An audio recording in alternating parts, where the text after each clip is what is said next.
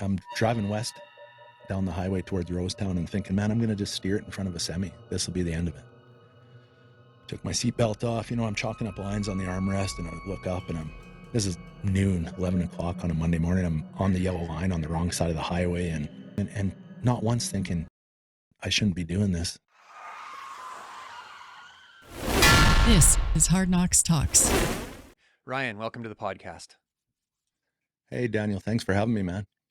Yeah, our mutual friend, Alan Kaler, connected us. And it turns out that we have another mutual friend, Jacqueline Hoffman from Prairie Sky Recovery Center. We were talking before the podcast, and I'm like, well, tell me a little bit, like, who is Ryan? You're a podcaster. Your podcast, From Darkness to Life, you can check that out on all sorts of platforms, I'm sure. You're a person in recovery. You are a speaker. You are founder of Our Collective Journey. And you're the director of operations there, which is like recovery coaching and life coaching and things like that. And you're a certified addictions counselor, amongst many other things that I'm sure will come up. Let's jump into this. I'm interested to know, like, how did this all get started for you? Was this something that you grew up around? I grew up in a household where I had a very authoritative father, well respected in community, but oil and gas industry, career that he had, everything was normalized out there, and he was my role model on what a man should be, right? He was 6'4", he was 290 pounds, he was a hockey guy, he was a guy that didn't talk about his feelings. If you want to talk about stuff like that, you're not going to be my friend. But there was violence, there was fighting, there was punching, there was, womanizing. There was all these things that I assumed were normal. That's what dudes do. And the alcohol piece was always there, whether it was weeknights after work, whether it was on weekends. There was a lot of nights where I had restless sleeps because of it. And, as I grow up now and I get educated around it, these traumatic events, they don't always have to be abuse. They don't always have to be, the 6 o'clock news type stories. It's whatever overwhelms you. And there was a lot of events that really changed me as a young guy growing up. And that's what I took with me moving forward, how to be a man. My dad had this super high standard for me in the education sector because he had a full ride scholarship. He played Division I hockey in Colorado Springs and, had good marks. He ended up being a school teacher for a few years after that. And so when I was coming up through school, I had to have an 85 average or there was severe consequences. There was yelling, screaming, grounding, some small bouts of violence. There was a lot of that going on. So as I was forced upon me and I really didn't appreciate any of it. And I started playing hockey at a very young age and, I did really well as a youngster and I ended up moving up a level. So I always played with kids that were 2 years at least older than me. So I was always hanging out with the older kids that were doing a lot of the drinking as well. So that's where I fit in. I could do that. I could do that really well. And then I was accepted. And then I knew that, wow, this magic elixir is the common denominator between us. And I don't have those feelings of low self-worth when I'm using this. I had a bonding piece now with my dad. He'd have 10 and I'd have 2 type thing. But we had this piece we could bond over. Things progressed. My dad coached me through hockey as well, right? He always had to have that piece of, I helped you get here. I helped you do this. I taught you that, all these things, right? And it still just fueled that low self-worth piece that, man, I don't think I'm ever going to be good enough. I graduated high school and I moved away to the States. I moved to Montana to play hockey. And it was the first team I really had played for, a team of value that my dad wasn't involved in. There was still this piece where I would phone home and I would, oh, well, how come you did this? He'd hear about it or read it in the newspaper. I didn't get enough ice time. You must be playing all these things, right? And it was like a pressure cooker, right? You never quite knew what was going to set him off. I recognized it as anger then, but I also think there was a little fear in there because his temper was so uncontrollable. I think that it probably scared him at times as well.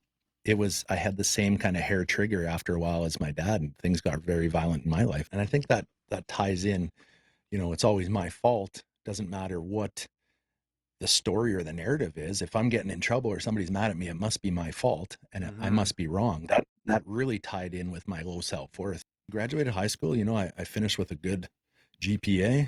Billings, Montana had a new major junior A team down there and ended up going down to Billings and trying out with them. And coach called me to the front of the bus on the way back to Billings, the long bus ride. And he said, I don't know how to tell you this, Oscar, but when you get home, you're going to have to pack pack yourself into your car and head back to Saskatchewan. And I was like already down in the dumps, and I knew this was coming. But he said something different at that time. He said, when you get there, pack all your clothes and your stuff up and come back. But I almost had to ask him, pardon me, because I had never heard that, the following part of that sentence before. I was always used to the low self-worth piece. You're not quite good enough. But when he said, you are good enough, come back and play, it was really cool. And I couldn't wait to phone my dad and tell him that. It was the first year that they had opened this new junior A league. Mm-hmm. And we were, it played well into my lifestyle because we were treated like rock stars. It was wild. I worked summers at a paving company back in Saskatchewan, but we went down there and they hadn't had some major junior hockey for over a decade. So we were putting 3,000 to 5,000 fans in the stands every game. We had 10,000 at some point. People were lining up at autograph sessions, lots of kids, all these things. And I'm like, who do these people think we are? So that fueled it even more. And it was always about the party and hockey second for me. That's one thing I really noticed. I went down there wanting to be a hockey player, but I started to find more value in the parties, right? The games were actually, especially the practices, were getting in the way of partying. They were getting in the way of socializing, having fun. Alcohol had taken over my life so intensely that, once the hockey season was over, the last year I played down there, we still had 2 or 3 months of school at the university. And I neglected to pay my I took my student loan. I didn't pay tuition. And I spent that whole tuition in the bar that semester. That was the turning point where I left, my hockey career behind me. I came back to Canada. I just kind of threw the education to the wind and went to the oil and gas industry because my dad was a superintendent for a big pipeline company here in Western Canada. So I got on with them. So I started at the bottom. I worked on my dad's crew. That same kind of unworthiness, that needling my dad did all the time, right? As a youngster, that carried over into the oil patch. So his mentality of you have to do it my way followed us out there. Man, I worked out there till, let's say, my early 30s is when I finally moved up far enough up the ladder that I was a number 2 on his crew, number 2 in charge. The drinking got worse. We were working on the road all the time, 14, 18, 21 days in a row on the road, come home for 2 days, go back out. So that it was almost like 2 different lives. I'd come home for 2 days, sober up or try to sober up, go out on the road. I was actually spending more money than I was making most of the time. I was the main source of income at that time, and really didn't even care about that. It was still the oil and gas position I had took over my life the same way alcohol. It was my identity. That's who I was. It was 2006. It was October, early October. We were working 2 hours north of Swift Current, north of the river. My dad and I had an argument that afternoon, mid-afternoon, about we were tying in this lease, me and a few of the guys, and we were doing it the way we wanted to do it. It wasn't done the way he wanted it done. He took off in his truck. He was pissed off and left the job site. I'm going home for the day. And I remember we threw a few F-bombs at each other and he drove off. The manager from the oil company called. I was about 10 miles north of town, and he called and said there was an accident up ahead and one of the crew members had rolled his truck. And never once did I think anything. In my mind, I'm thinking, it had to have been Billy or it had to be Timmy or whatever, right? Never once did I think it was my dad because he had drove 500 kilometers a day for 30 years. But there was a rainstorm that had gone through a couple hours before we got there. And so there was a big stretch of black ice, and he'd hit that black ice and spun his truck around and went across the highway, rolled his truck backwards through a fence line and, put his head through the side window the first time. The truck tipped over and passed away almost instantly. And we were only 3 or 4 minutes behind him. So I came up on the scene, drove down into the ditch, and, shock took over. I really can't remember a lot of it. But I do remember, his truck was up on its driver's side door and he was passed away in the truck, and there was blood everywhere and tools. And anybody who knows an oil patch truck for a superintendent, there's tools, but that's your office. There's binders of paperwork blowing across the fields, and there's tools everywhere. And it's just a chaotic scene. Headlights kind of in the dusk, in the dark now. And I remember all the crew members, there's probably 20 plus 25 of us that came along in our trucks, and everybody stopped and everybody witnessed this traumatic event. We were there long before the, EMS or the police showed up. I drove to town from there. I thought, oh my God, I got to go tell my mom. I got to be that guy to go tell my mom. I broke the news to her, and, I remember her traumatic response was to punch me in the chest and be yelling at me and, you're full of shit. Why are you lying to me? All these types of things like that. Right. And it was a completely life-changing moment for me, but not really realizing that in the moment, right? I'm this man now. My dad's gone. I got to be the man of the family. And my solution was I'm just going to hit the booze. I had no idea the impacts of trauma. I took enough time off just to, you know, check that box for the company. 2 months after that, I got promoted into the seat he had. So I became the superintendent of our crew. There was a lot of moments where I wondered if he'd be proud of me. I Mm. finally made it. And then there was times where I would sit in the truck and I'd be looking at isometric drawings and looking at some land maps and stuff and not really knowing some of the answers. And then I would get angry and Mm. be angry at him for leaving me in this position. It was about blaming someone else again.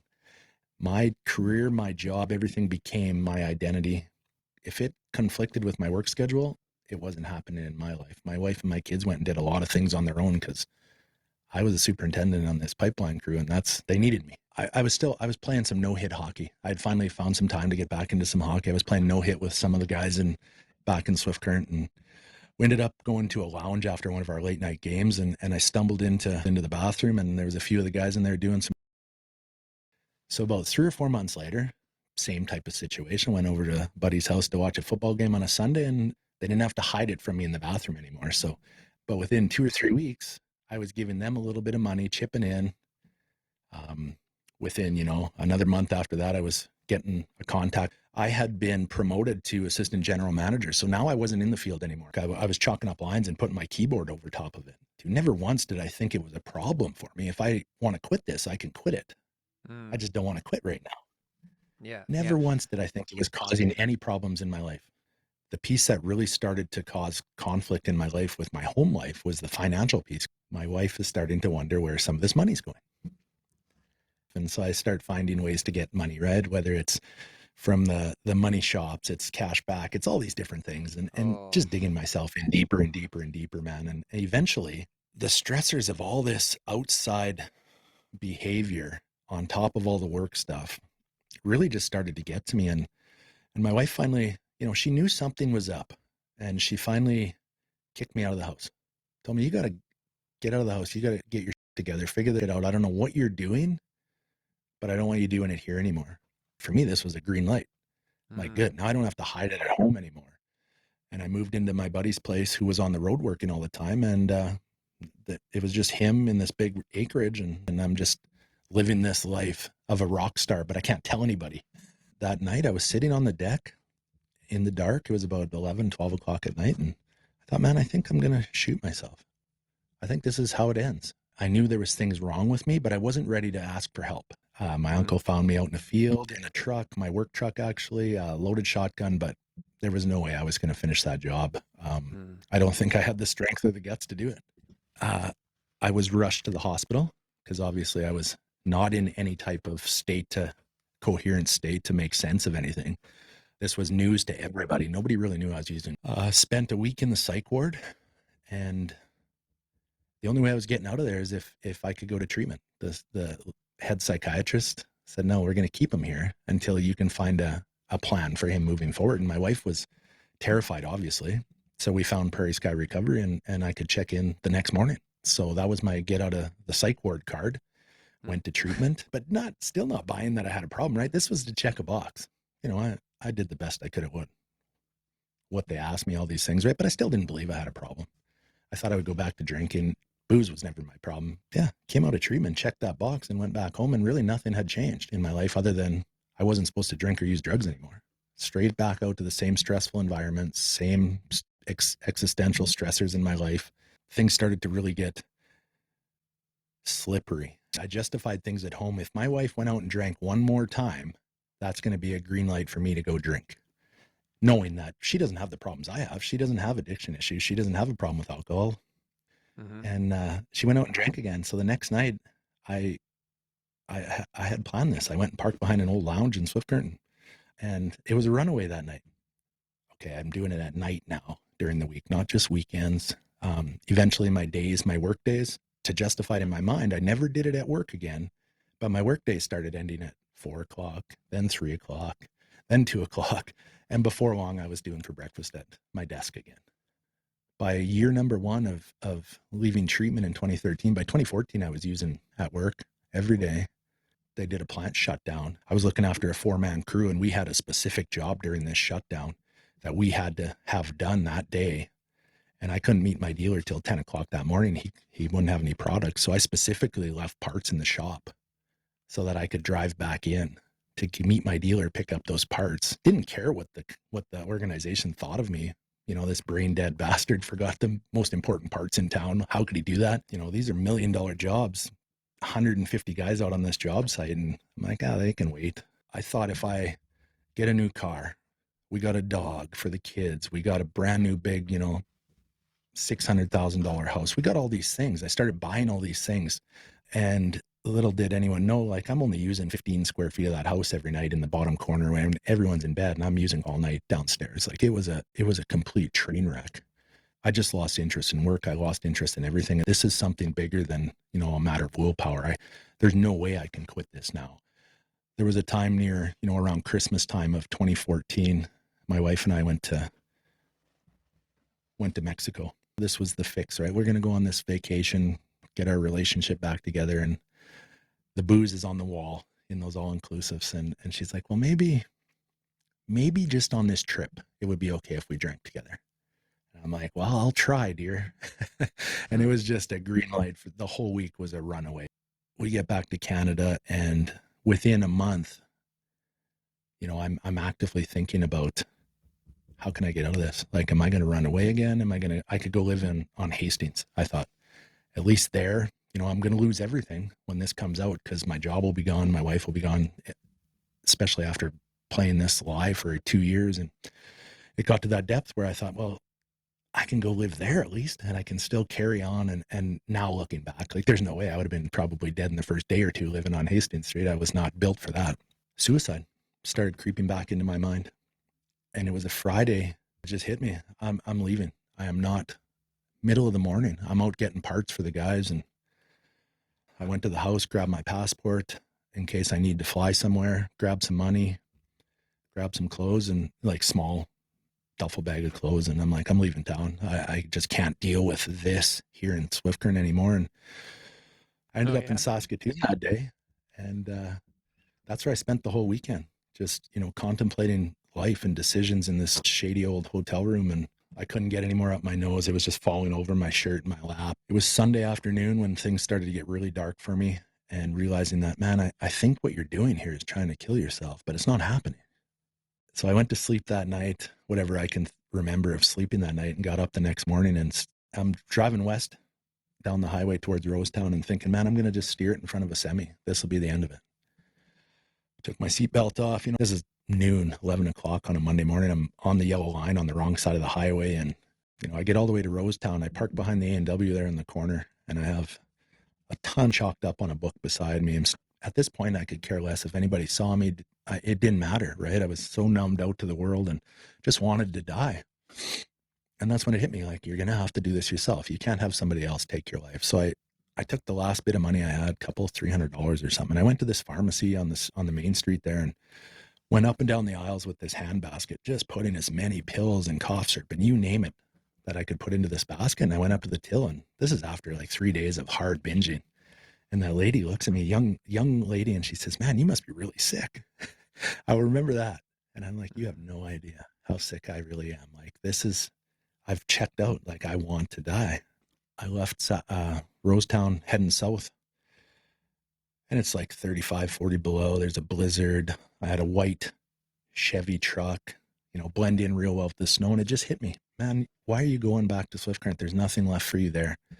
And I saw these tracks out into the snow through a farmer's field. So I just veered right off the highway, doing 70 kilometers an hour or whatever in this blizzard, down through the ditch, up onto this track and over this hill and down into the bottom of this coulee, and spun my truck around down there. It's probably about 1:32 in the afternoon by now. And I just remember looking around and can't see anything. Can't see the highway, can't see any farmhouses, can't see anything. And I thought, this is where it's going to happen, finally. And I shut the truck off and made sure, I knew from the first attempt at taking my life that people found me through cell phones, or they kept texting me, all those different things. And so I shut that all off, turned everything off, thinking, this is it. I'm fully content with taking my life today. And for the next 10, 12 hours, that's all I did, Daniel, was handfuls of pills, booze, cough syrup, and just okay with death. I had welcomed it actually at that point, and Mm. this is where my mind took me was, I'm okay with this. This is going to eliminate all the problems in everyone's lives. You know, even my kids, they can go to my funeral, they can mourn me a couple weeks, a month, whatever, things will get back to normal for them. The problem is gone. And it got to be, you know, after midnight that night, and I remember it being so dark out. It had stopped snowing at this point, but it was still, man, it was cold. And I'd been in that truck for probably 8 or 9 hours without the heater on. It didn't bother me anymore. I didn't care. But I remember it being so dark out there, no street lamps, like we're in the middle of nowhere, and looking around and having this overwhelming feeling of contentment. Like the outside world is finally matching how I feel. This darkness. It was so bad at that moment for me, and I could see no way out of it. And that was the moment where I distinctly remember being okay with dying. I took, you know, not once thinking I shouldn't be doing this. Like when the outside matched the inside, it was like a switch. Okay, this is when it's going to happen. I'm okay with it.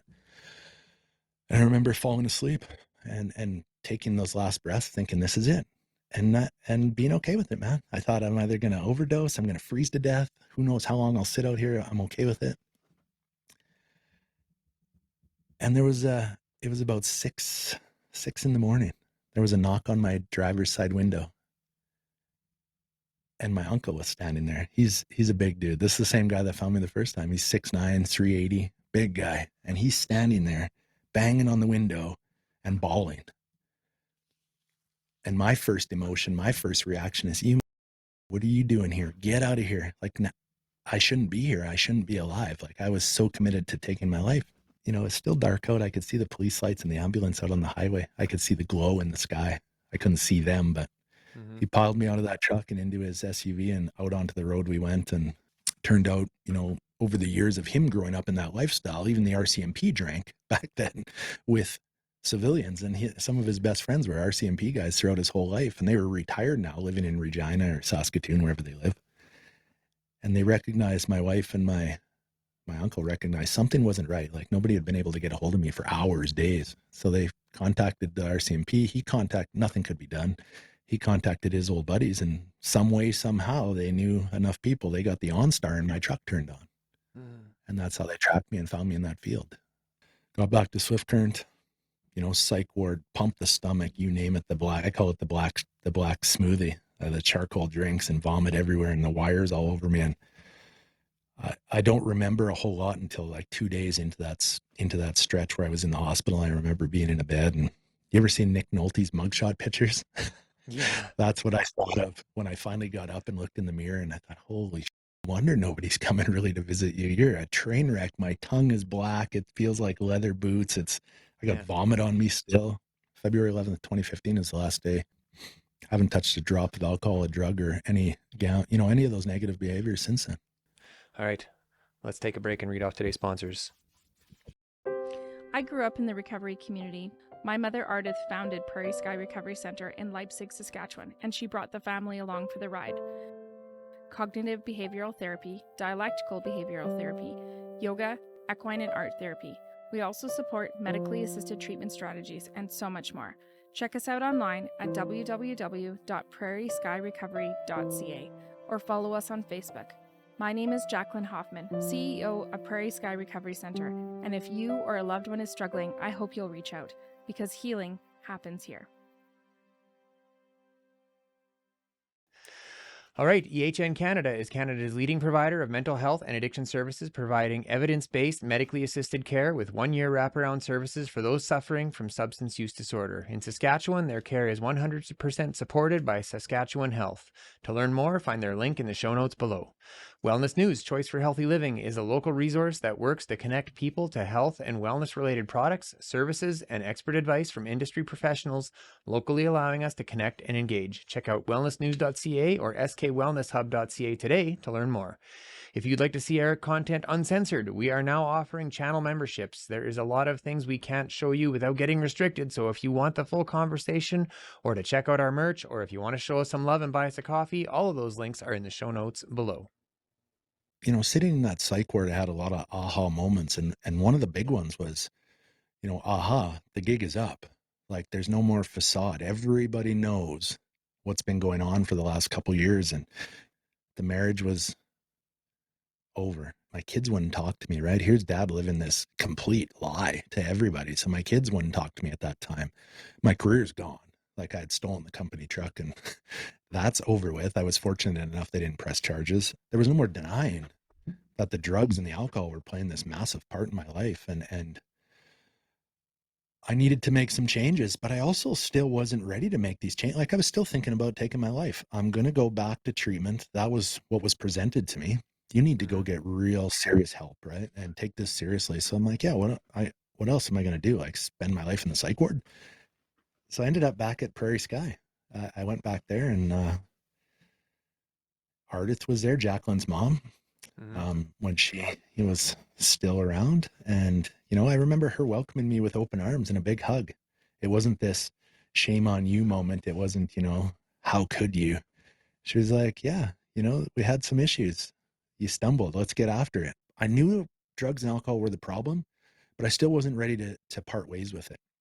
I was still saying what I needed to say that first week or two in treatment. And it wasn't until one of the counselors, he pulled me aside and he said, listen, dude, when you're ready to get honest, come and find me. Until then, if you don't, you're going to die. And he kept walking. He just kept on walking. And I was furious. And I was like, you can't talk to me like that. You're a counselor. But I went to my room that night after group and I thought, how did he know? Like, how did he see that? I went and found him the next day and I had to ask him. And he's like, because I was you, like you're me 25 years ago. And he's like, I can see that you're not taking this serious and things aren't going to change. Like until you want to make change, things aren't going to change. Nobody's going to fix this for you. There is no magic pill. You're an addict. You'd probably want 3 or 4 of them if there was. I'm like, that makes so much sense, man. I can relate to you, even though you're a counselor and I never thought I would ever talk to one. I can relate to that lived experience piece. And you're just a normal dude trying to help me. And I ended up working with him. He wasn't my counselor in the treatment center, but I ended up working with him throughout the nights, a couple hours every night for the next 7 weeks. And he told me his story. And I thought, holy shit, if this guy can get out of it, I can probably get out of this. One of the things that kept me, on the path I was on for so long were these skewed values that I had. And it wasn't until I went through some group, the family stuff, and I went through a lot of that overall wellness packages that they do at various treatment centers. And we started to work on values and core beliefs. Like, you don't even know who you are. If I want to live this new lifestyle, if I want to start really digging into some of these principles that I'm learning in these programs, they don't coincide with these values that you've been carrying for the first 40 years of my life, right? You don't even know what you like. You don't even know what you value. The things that you used to, they're not sitting well with me at that time. Like, emotions led to thoughts, led to behaviors. The CBT stuff, I didn't understand any of that, right? It's just how I reacted. So when I could start reframing what was valuable to me, that started to help produce new emotions, which led to different behaviors. And, that's a work in progress. But that was the moment that started was, man, I don't even like all these things that I wrote on this page is what I value. Like, I valued the image. I valued being, right all the time. It was a lot around control. I valued being tough. I valued all the things that I thought took what it took to be a man. Those aren't even values, to be honest. Those are the things I put a lot of my worth into. Like, there was no talk of honesty, morality, any of that stuff that some of the other people were saying. I'm like, that's dumb. Turns out those things that I said were kind of, as I saw other people being weak, those are things that I value today. I met an individual who was support staff at that time, and she disclosed that she was gonna go across Canada on a bicycle that summer. Meanwhile, in the background, I'm sitting on the couch in the back and thinking, well, I got nothing really to go back to. Like, my house gone, career's gone, all these things are gone. Like, I don't know. I can't go back to my old life. In those moments, we talked a lot about it, did a lot of research, and I decided I would go along on this cross Canada bike trip. So getting close to the end of my treatment, I wasn't ready to leave at the 4-week mark. So I paid a little bit more. I still had a little bit of money left. I paid a little bit more to stay for a couple extra weeks to do some more work. And turns out, that counselor that I was working with, he said, what are you hiding from? Why are you staying here? Like, I think you're ready to go, but you want to stay. And, my ex-wife, well, soon to be ex-wife, was selling the big house we had just bought 10 months earlier, doing all these things, right? And I didn't want to go face that stuff. With the help of that gentleman and working through a lot of that fear, he helped me see that that's where the change lies, right? It's go face these things and go work yourself through them, right? And lean on your supports that you've made here. Lean on your supports that you have back home.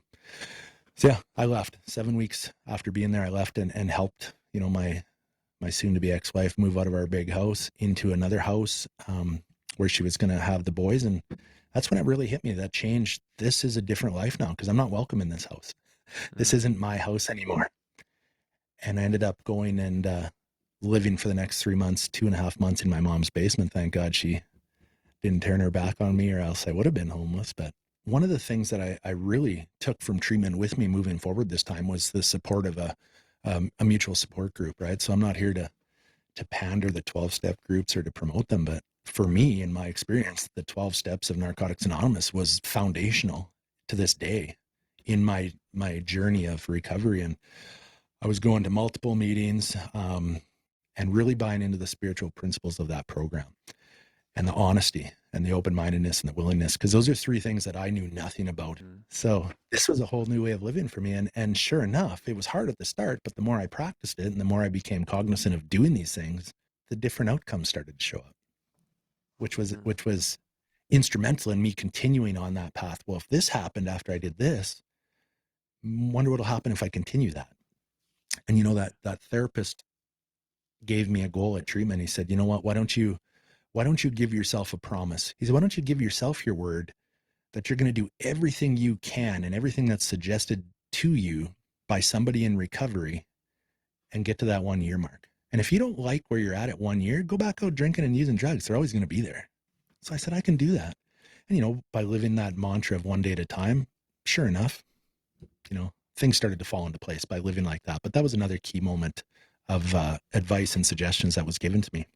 The word God itself, I never was brought up in a religious home, anything like that, right? So especially when you see the 12 steps hanging on a wall and the word God appears how many times on there, it's, okay, what are we getting into here? And it wasn't until that therapist and the help of other therapists there and people helped me understand that it's a God of your understanding. It's not Jesus Christ. It's not all these things. It doesn't have anything to do with religion. It's something greater than yourself. You just got to believe there's something out there. Take the will away from yourself, because when you drive the bus, things go sideways. Yeah. So I could buy into that.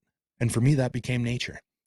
So that's what got me through, treatment, got me through the first year, the second year, the third year, the fourth year of recovery, was just that belief and digging into it more and putting more faith into it.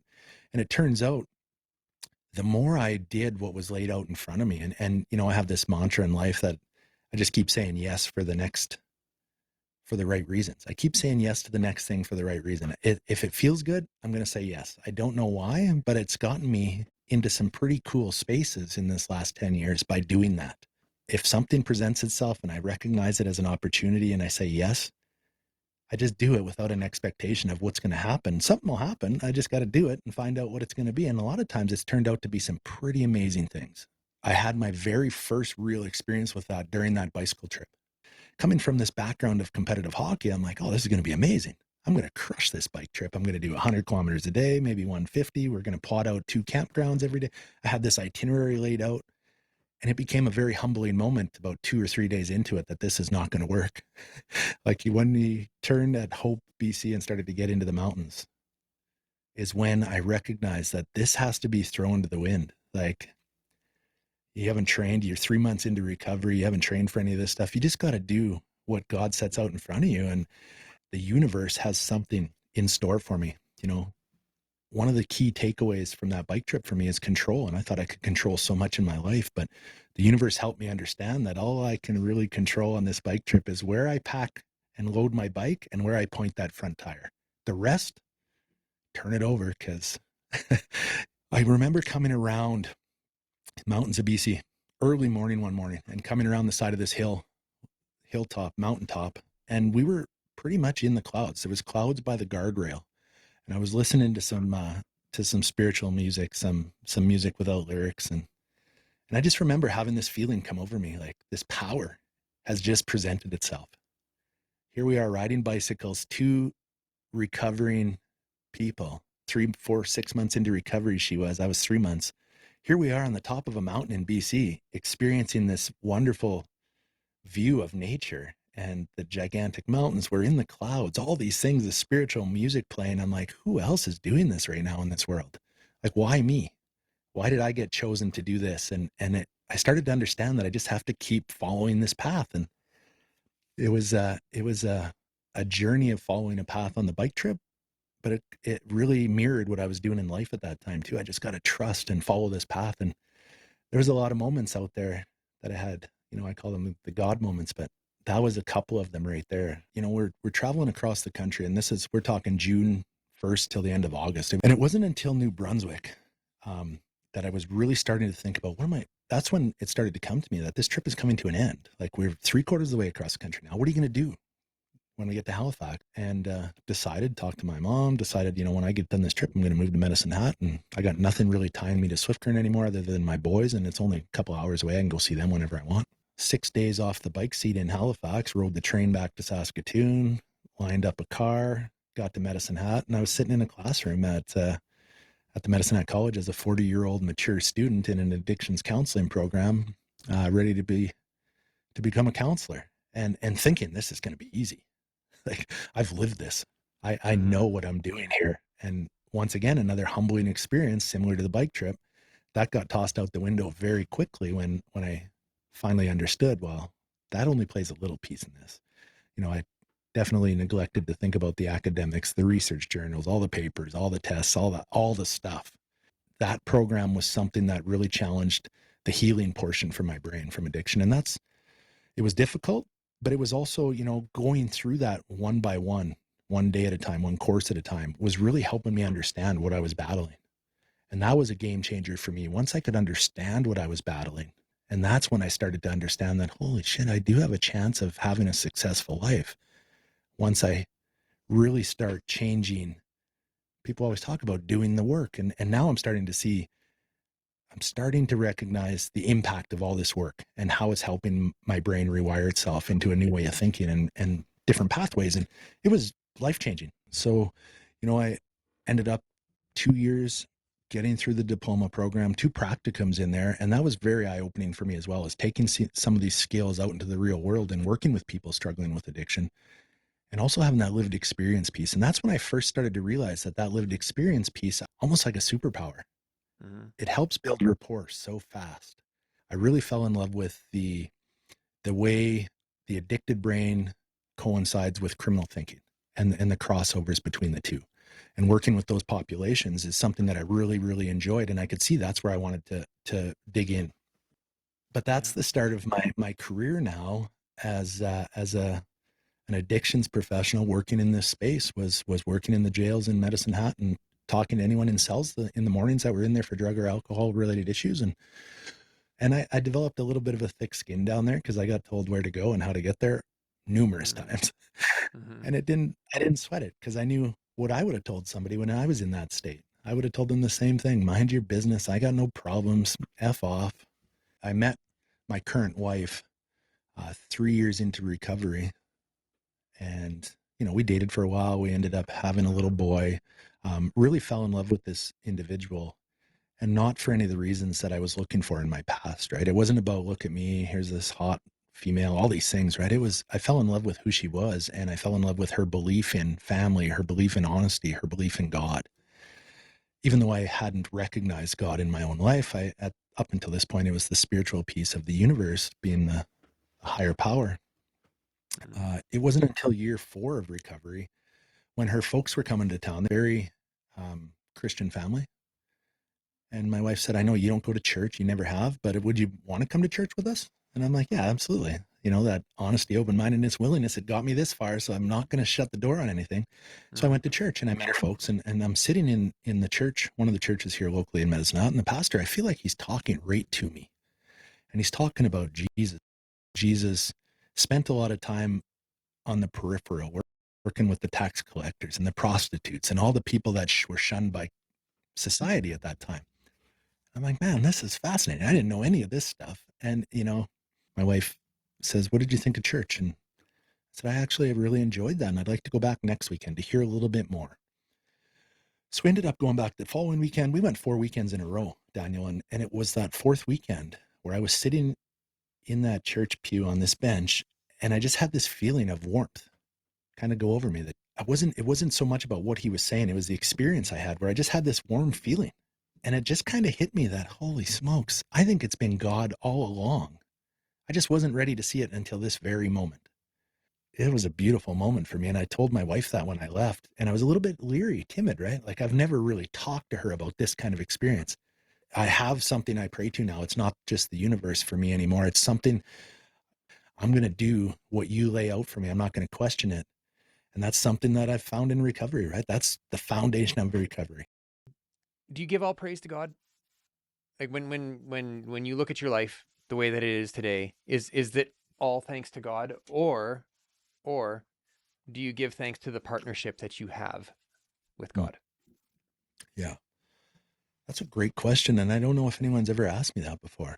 I don't know if I would give all praise. Like, I do think things have been laid out and things happen the way they were supposed to happen. I always get that question, would you go back and change anything? And I don't think I would, because, obviously there's times where I think, holy shit, I wish this didn't happen.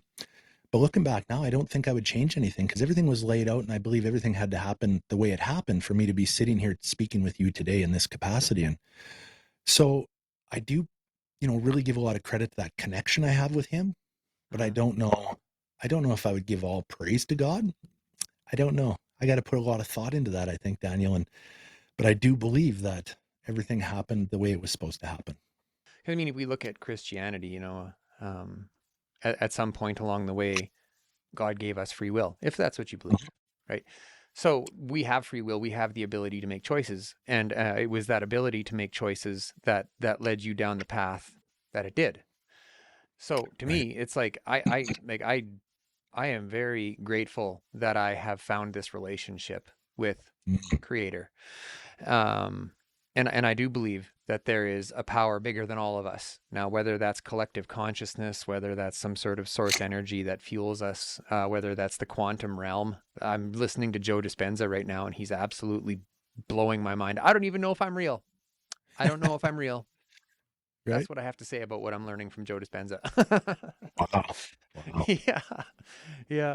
So, but anyways, it is very much a relationship, and I do give credit for myself for taking the time to experience growth and to make a better decision and to use what's being laid out in front of me to do good in the community and to the world and for myself, as opposed to how can I bend this for my own good and nothing more. Isn't that the truth? Yeah. And one of the mantras I also live by is, if you push it, you break it. And I lived the first 40 years of my life like that and broke a lot of things, whether it was relationships, items, personal effects, whatever it was. But as long as I turn it over and do what's laid out in front of me and keep saying yes for the right reasons, I really don't have a need to push anymore. And my wife helps me recognize that when I'm trying to push my own will or I'm trying to control outcomes. She'll call me on it a lot. She'll say, what happens when you do that? Like, I don't even know if you're doing it, but I see some flags. And I'm like, yeah, that's so true. Like, I just got to step back and pray over this and let it unfold. Where can people find you? Our collective journey, man. So the nonprofit, we talked about it at the start. Myself and a couple other guys, we started our own nonprofit here locally in Medicine Hat. We now support through recovery coaching and resilience coaching. We support people throughout the whole province of Alberta. Website, ourcollectivejourney.ca. Social media, Our Collective Journey. You'll find us on Instagram, Facebook, LinkedIn. But I think the podcast is one of the easiest starting points. So From Darkness to Life, and it's streaming on just about all the platforms, the big ones. All the episodes are through our website as well. Dave hosts those on there, and it's a platform to give hope to anybody out there who can resonate. And amazing work you do in the community and through the airwaves. And I just feel very grateful to be part of your show today and to be able to carry this message of hope, man. That's really all it is. That's what got me into this space, and that's what keeps me going today, is somebody out there is hurting and thinking they're alone. All right, Ryan. I guess we'll cap it there. Thanks so much for joining me today on the podcast. It's been a pleasure walking through your story with you, and I look forward to watching you grow, watching your organization grow, watching your podcast go, and let's shut it down. Thanks so much. Take care, my friend.